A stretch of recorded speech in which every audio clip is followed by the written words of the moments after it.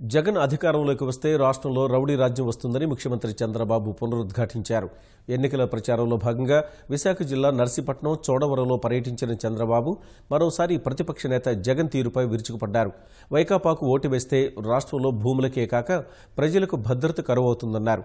కేసీఆర్ చెప్పుచేతల్లో నడుస్తున్న జగన్ రాష్ట్రాన్ని తెలంగాణకు తాకట్టు పెడతారని దుయ్యబట్టారు. ఈ రోజు మనం చూస్తున్నాం, జగన్ మన రాష్ట్రానికి ఒక పెద్ద సమస్య. ఆయన ఏమాత్రం కూడా మీరు చూశారు, 5 ఏళ్లు అంత మునుపు కూడా చూశారు. తండ్రిని అడ్డం పెట్టుకుని 1,00,000 కోట్ల రూపాయలు దోచుకున్న వ్యక్తి ఈ జగన్మోహన్ రెడ్డి. ఒక దుర్మార్గుడు, మన బతుకులకు అడ్డం పడే వ్యక్తి, అభివృద్ధికి అడ్డం పడే వ్యక్తి, మనో పరువు తీసిన వ్యక్తి, మళ్ళీ పరువు తీయబోయే వ్యక్తి. ఒక్కరు కూడా పెట్టుబడులు పెట్టరు. ఎందుకంటే ఇప్పటికే చాలా మంది పారిశ్రామికవేత్తలు జైలుకు పోయారు. దీనివల్ల ఐఏఎస్ ఆఫీసర్లు జైలుకు పోయారు. ఎవరైనా సరే మంచిగా బ్రతకాలంటే, మానంతో ముందుకు పోవాలంటే ఇలాంటి నాయకుల దగ్గరికి రారు. తమ్ముళ్ళు, ఈరోజు మొత్తం 15 లక్షల కోట్ల రూపాయలు పెట్టుబడులు వచ్చాయంటే అది నా విశ్వసనీయతని మరొక్కసారి మీ అందరికీ తెలియజేస్తున్నా. ఊరికొక రౌడీ ఉంటాడు, ఎక్కడికక్కడ రౌడీజం పెరిగిపోతుంది. ఆడబిడ్డలకు భద్రత ఉండదు.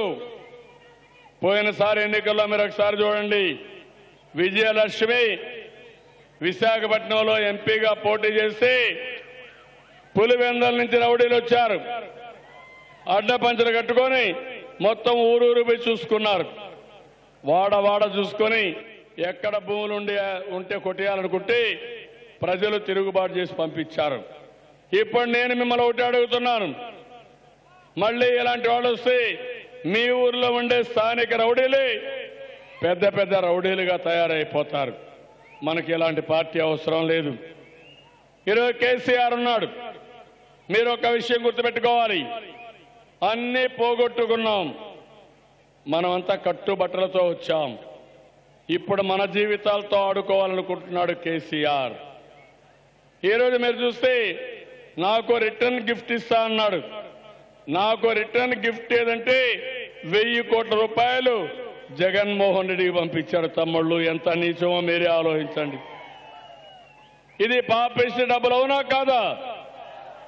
దొంగ డబ్బులు అవునా కాదా? అవినీతి డబ్బులు అవునా కాదా?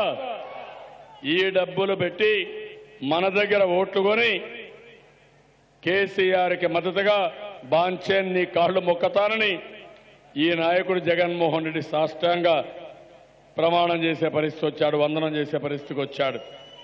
అలాంటి పార్టీలు ఈరోజు మన దగ్గరకు వస్తున్నాయి. ఏప్రిల్ 1 నుంచి మీ వైద్య ఖర్చులకి ఎన్టీఆర్ వైద్య సేవలు 5 లక్షల రూపాయలు ఇస్తున్నానని మరొకసారి మీ అందరికీ తెలియజేస్తున్నా. ఎక్కడ పోవచ్చు, వైద్య పరీక్షలన్నీ ఉచితం. కడాన బీపీ, షుగర్ ఉంటే మందులు కూడా ఉచితంగా ఇస్తున్నాం. తమ్ముళ్ళు, నేరుగా మీ పక్కనుండే మందుల షాపు పోతే ఏ మందులు కావాలన్నా ఉచితంగా ఇప్పించే బాధ్యత నాది అని మరొకసారి తెలియజేస్తున్నాం. ఇలాంటివన్నీ నేను చేస్తా ఉంటే ఈరోజు తెలంగాణ ప్రభుత్వం మనకు సహకరించుంటే, మన వాటా మనకిచ్చుంటే మనకి ఇబ్బందులు వచ్చేటివి కాదు. ఎప్పుడైతే నేను అడిగానో, ఇప్పుడు తెలంగాణ ప్రభుత్వం చేసేది మన మీద దాడి చేస్తున్నారు, రాష్ట్రం మీద దాడి. మీరు ఆ విషయం గుర్తుపెట్టుకోవాలి. నా మీద దాడి కాదు. నరేంద్ర మోడీ మనల్ని ఉక్కిరి బిక్కిరి చేస్తున్నాడు. CBI, ED, income tax.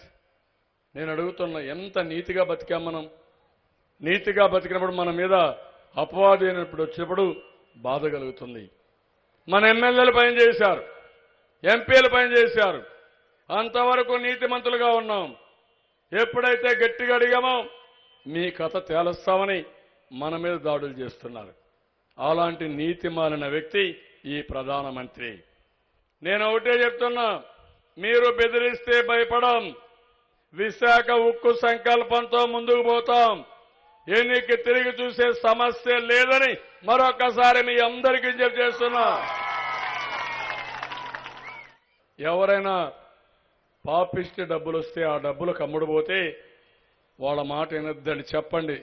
ఇది మన ప్రతిష్ట, మన ఆత్మగౌరవం, మన పిల్లల భవిష్యత్తు, ఈ రాష్ట్ర భవిష్యత్తు తాకట్టు పెట్టొద్దని మీరే చెప్పండి. వినకపోతే వాడిని వెలేయండి. వాళ్ళ మాట వినొద్దండి. మనకు ఆ డబ్బులు వద్దు. నేను కావాలంటే ఇప్పుడే చెప్పాను, పసుపు కుంకుమ ఇంకోటి ఇస్తా, పెన్షన్ ఇంకా పెంచుతా, ఇంకా అన్ని పనులు చేస్తా. అవసరమైతే ఇంకా కష్టపడతా. దేశంలో ఎక్కడా జరిగిన అభివృద్ధి చేసి చూపిస్తా. ఆ డబ్బులు మళ్ళా మీకు ఇస్తా. అది చేసే శక్తి నాకుంది. ఎందుకు ఎవరో కేంద్రం కూడా నేను చూస్తా. ఎన్నికలైన తర్వాత ఢిల్లీలో కూడా చక్రం తిప్పడమే కాదు, అంతు చూస్తా. మళ్ళా న్యాయం చేపిస్తా.